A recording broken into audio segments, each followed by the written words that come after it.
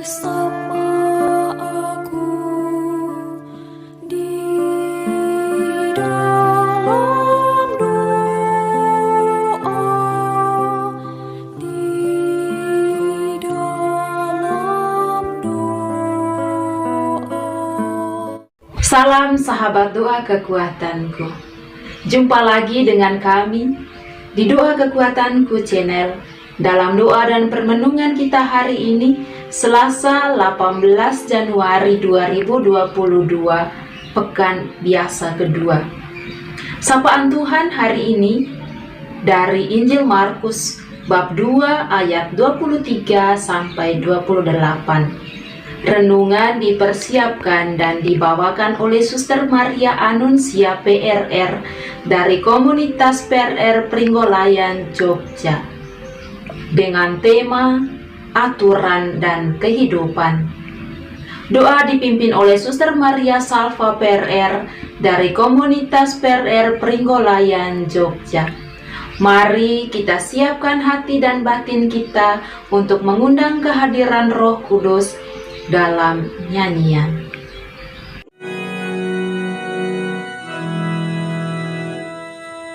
Roh Kudus tamu hatiku, cintalah yang abadi, nyalakan dalam batinku api cinta yang ilahi.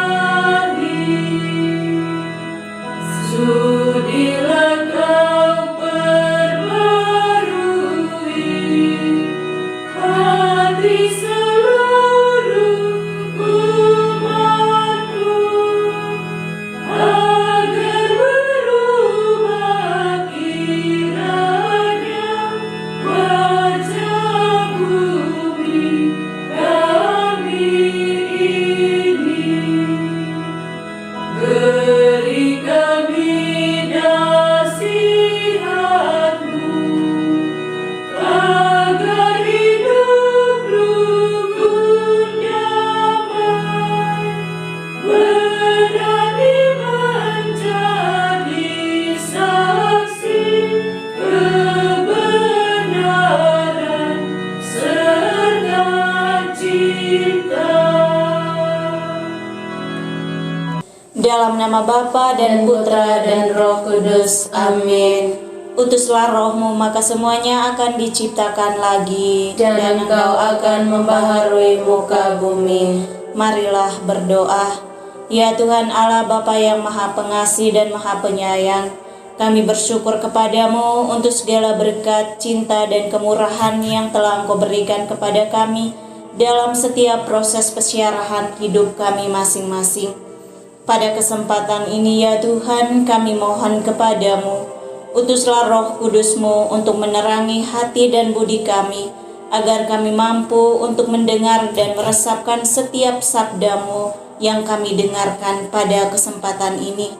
Kami mohon pula ya Tuhan, semoga sabda-Mu yang akan kami dengar dan kami renungkan pada kesempatan ini senantiasa memampukan kami untuk mewartakan sabda kasih-Mu kepada sesama dalam pelayanan kami setiap hari.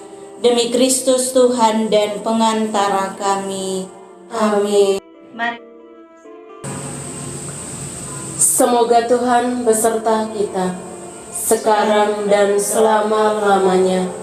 Inilah Injil Tuhan kita Yesus Kristus menurut Santo Markus. Dimuliakanlah Tuhan.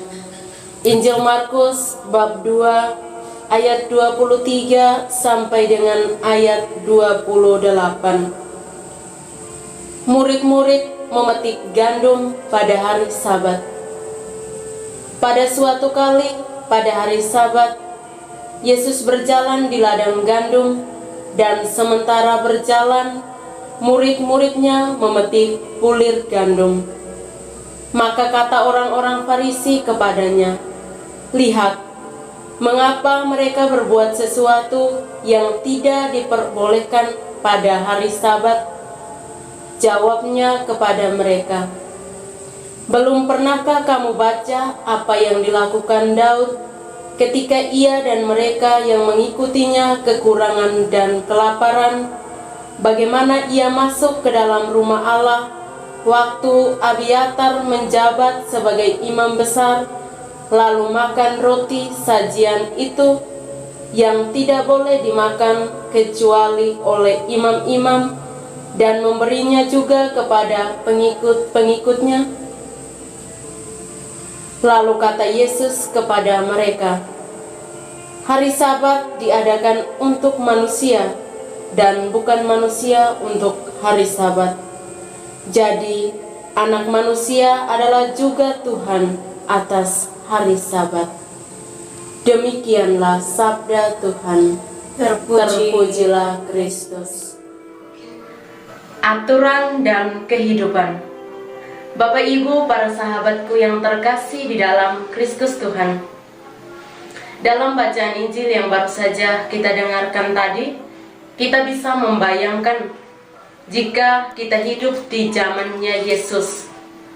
Pastilah kita semua memiliki perasaan kesal ketika menghadapi orang-orang Farisi yang memiliki pemikiran sirik atau iri hati terhadap kelebihan-kelebihan orang. Mereka memberikan reaksi kepada murid-murid Yesus yang memetik gandum pada hari Sabat, karena bagi mereka hari Sabat adalah hari perhentian atau hari di mana mereka hanya mau memfokuskan diri kepada Tuhan dalam ibadat dan doa. Tetapi hal sedemikian sangat bertentangan dengan Yesus, karena kehadiran Yesus adalah mengedepankan cinta kasih, bukan aturan. Itulah sebabnya Yesus tampil sebagai sosok yang sangat humanis, yang artinya bahwa Yesus sangat menjunjung tinggi nilai-nilai kemanusiaan. Bagi Yesus, manusia tidak boleh dikorbankan hanya demi sebuah aturan. Bapak, Ibu, dan para sahabatku yang terkasih di dalam Kristus Tuhan, memang benar, hari Sabat itu adalah hari perhentian. Namun, Tuhan memberikan hari Sabat bukan untuk membebani manusia dengan segala peraturan kaku yang mengikat seperti yang dilakukan oleh orang-orang Farisi. Manusia adalah ciptaan yang paling sempurna dan paling mulia dari segala ciptaan lainnya.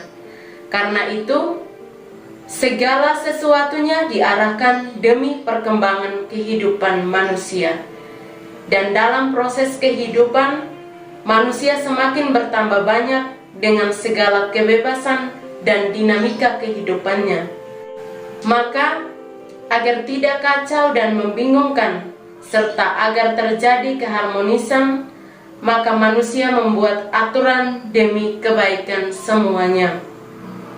Aturan-aturan inilah yang menjadi tolok ukur untuk menjalin hubungan dengan sesama manusia, juga terhadap ciptaan lain, dan juga terhadap Allah. Salah satu aturan yang terdapat pada bangsa Israel saat itu adalah aturan hari Sabat.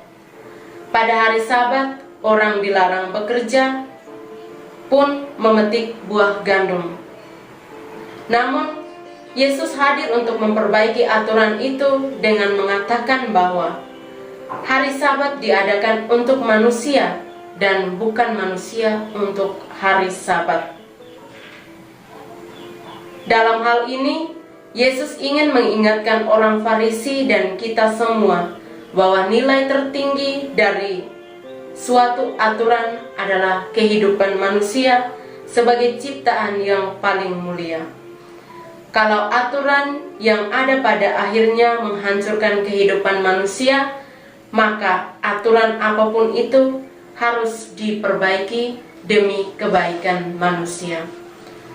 Bapak, Ibu, dan para sahabatku yang terkasih di dalam Kristus Tuhan, melalui bacaan hari ini Yesus hendak mengatakan kepada kita bahwa pentingnya kebijaksanaan dalam menjalani aturan.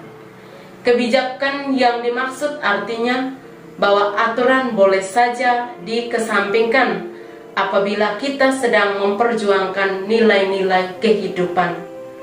Perjuangan ini tentunya bukanlah untuk kepentingan pribadi, tetapi kepentingan yang menyangkut orang banyak. Perbuatan yang diajarkan oleh Yesus sangat perlu dan penting untuk ditanamkan dalam setiap hidup umat beriman.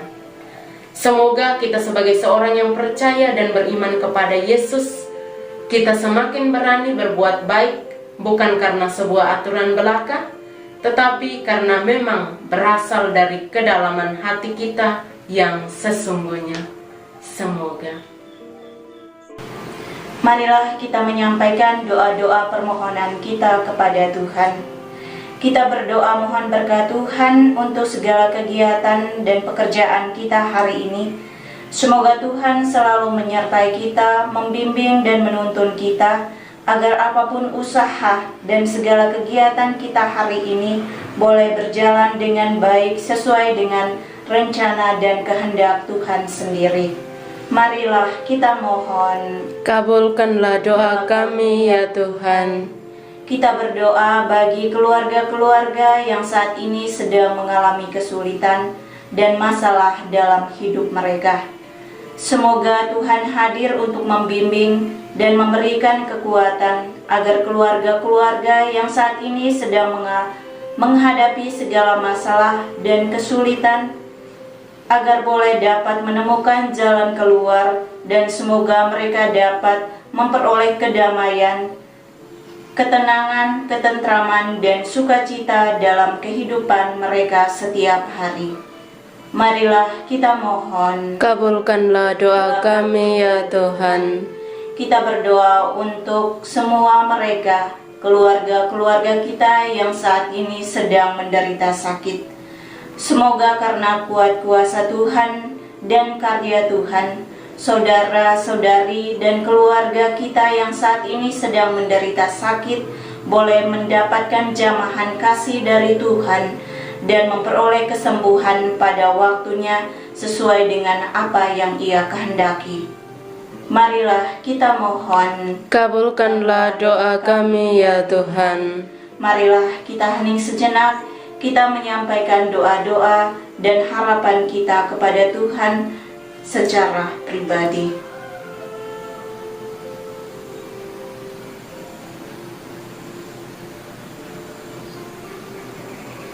Marilah kita mohon. Kabulkanlah doa kami ya Tuhan. Bapa kami yang ada di surga, dimuliakanlah namamu, datanglah kerajaan-Mu, jadilah kehendak-Mu di atas bumi seperti di dalam surga.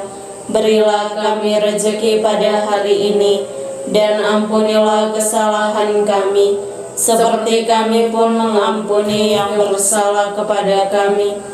Dan janganlah masukkan kami ke dalam pencobaan, tetapi bebaskanlah kami dari yang jahat. Amin. Salam Maria, penuh rahmat, Tuhan sertamu. Terpujilah engkau di antara wanita, dan terpujilah buah tubuhmu Yesus. Santa Maria, Bunda Allah, doakanlah kami yang berdosa ini, sekarang dan waktu kami mati. Yesus Kristus, anak Allah yang hidup terang dunia, aku sembah sujud kepadamu. Untuk Engkau aku hidup, untuk Engkau aku mati. Yesus Kristus, anak Allah yang hidup terang dunia, aku sembah sujud kepadamu. Untuk Engkau aku hidup, untuk Engkau aku mati. Yesus Kristus, anak Allah yang hidup terang dunia, aku sembah sujud kepadamu. Untuk Engkau aku hidup, untuk Engkau aku mati. Santa Maria Regna Rosari, doakanlah kami. Santo Yosef, doakanlah kami. Santo Gabriel, doakanlah kami. Santo-santa pelindung kita masing-masing, doakanlah kami. Terpujilah kiranya Yesus Kristus sampai selama-lamanya. Amin. Dalam nama Bapa dan Putra dan Roh Kudus. Amin. Terima kasih Bapak Ibu, para sahabatku terkasih, sudah berdoa bersama kami hari ini. Jumpa lagi dengan kami di doa dan permenungan kita hari berikutnya. Mohon tetap dukung channel kami dengan cara subscribe, like, komen, share, dan jangan lupa tekan tanda lonceng notifikasinya. Terima kasih, Tuhan memberkati kita semua.